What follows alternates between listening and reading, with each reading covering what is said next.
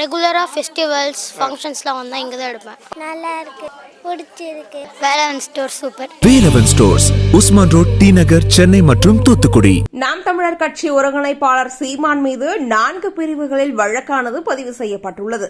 விருதாசலத்தில் காரை வழிமறித்த திமுக பிரமுகருக்கு கொலை மிரட்டல் விடுத்ததாக திமுக பிரமுகர் அளித்த புகாரின் அடிப்படையில் சீமான் மீது 4 பிரிவுகளில் விருதாச்சலம் காவல்துறையினர் வழக்கு பதிவு செய்துள்ளதாக தகவலானது வெளியாகியுள்ளது.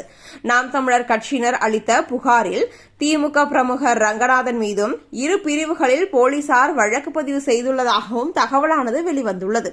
ஏற்கனவே நாம் தமிழர் கட்சி என்றாலே அனைவருமே எப்படியாவது வீழ்த்திவிட வேண்டும் என்ற ஒரு காரணத்திற்காகவே செய்து வருகிறார்கள் என்பது நம் அனைவருக்குமே தெரிந்த ஒன்றுதான். அது மட்டுமல்லாது தற்பொழுது சமீப காலமாகவே நாம் தமிழர் கட்சியினர் மீது பல்வேறு குற்ற சம்பவங்களையும் ஈடுபடுத்தி வருகின்றனர். அதில் குறிப்பாக பல சம்பவங்கள் நாம் பார்த்திருப்போம்.